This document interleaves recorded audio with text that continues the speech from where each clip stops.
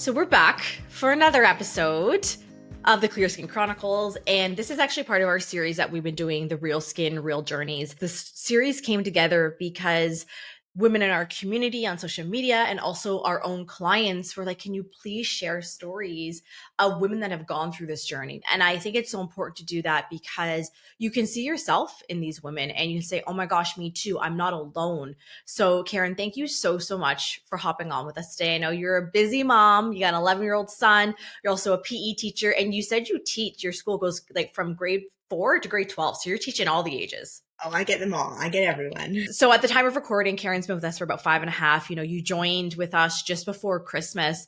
And I would love for you to kind of walk us through, like before joining us, like what was your life like dealing with acne? Because you had been dealing with this for almost 30 years. I know. I'm probably one of your older clients. I'm 45. And so I started seeing acne come into my life, into those junior high years. So I think I've gone through and tried literally everything in those 30 years where I've been on Accutane twice.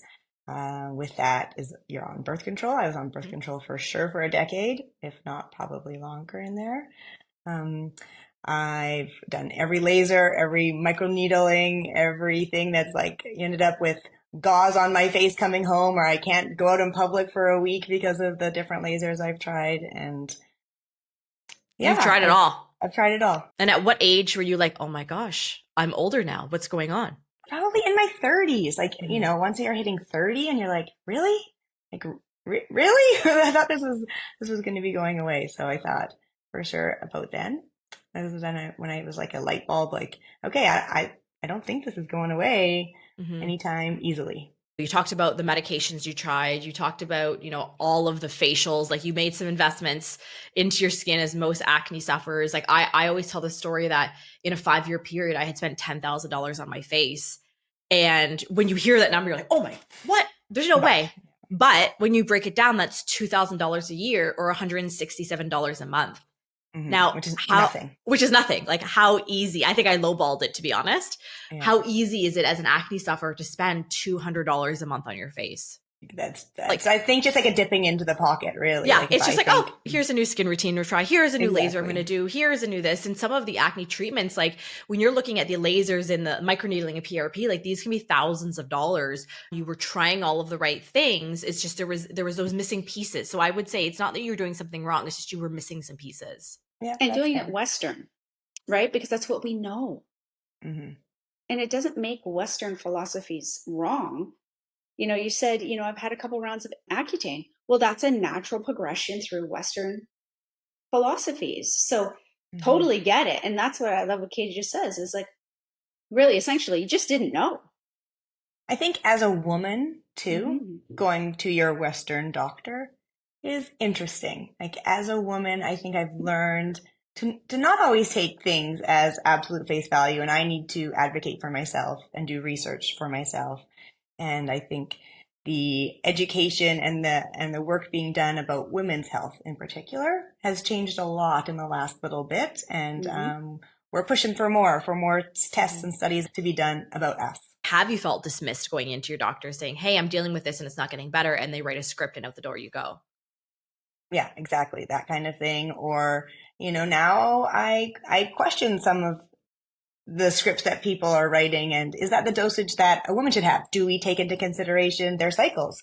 Are we doing certain things at different times of the cycles? Like there's so many things now that I think are tested on the average man that aren't necessarily tested the same way on a woman's day-to-day cycle. When you were on your first protocol, let me just ask, did you start seeing any changes? Well, one change I for sure started noticing was just like a little bit more stable energy. I also was someone that suffered a lot from canker sores and strep throat. And I usually get strep throat every winter, but I went through my entire winter without having strep throat. And I haven't had a single canker sore since I started the program. So with all those humans that you're around. Oh, hello, Mm-hmm. selenium and immune system and calcium and oxalates. Oh my gosh. Okay, keep going. Yeah, that's so exciting. Yeah, so between energy level, my general health, and then I would say like there wasn't any bloating. I would say that my blood sugar seemed really stable throughout the day. and my skin color didn't seem so red and irritated and sensitized all the time. So I did notice that almost like pretty much right away with that first focus. I really love when moms take this on for themselves because it creates such this incredible ripple effect into the rest of their family, because you're really just leading by example, right? Like your son is seeing you take care of yourself and put yourself first and invest in yourself and treat your body with self-love and respect by feeding it well. And we have no idea how your son seeing you do this is going to impact him in his future life as well. Yeah. And I think the general health changes I've experienced in terms of just feeling like balance is the best word I can say about everything. Everything just is starting to feel balanced. And so, Karen, now that you've lived this life of dealing with acne and health issues, you're 5.5 months in, you're finishing up this protocol, you've seen all of these wins. Like, what would be the advice that you would give to somebody else listening that has been in your shoes? I would say you're worth it. You're worth the chance, but you do have to be in a space where you have what you think is the support to do it and the strength to do it. And you can do hard things. You can do hard things, and it's a temporary change for a long-term benefit. And there is another side to it. I loved what you said, that you're worth it. So many of us forget that we're worth the effort and we're worth the investment and we're worth it to do the things to feel better. And that doing things for yourself and sometimes making yourself top of that priority list isn't selfish at all. And that by you feeling better, you're able to show up in a much better way for not only yourself, but the rest of the world too. You're worth the investment financially, in your time, in your efforts.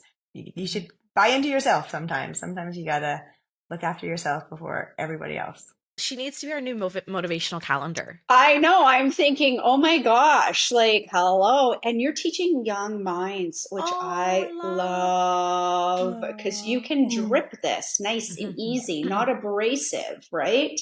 Like all of these things. So, you know, you have the power, and I love that you're using your power.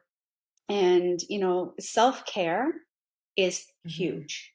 So you're applying it, go for it. Love it. All right, everybody, another episode here on the Clear Skin Chronicles. Thank you, Karen, for joining us. As always, we will see you next Wednesday.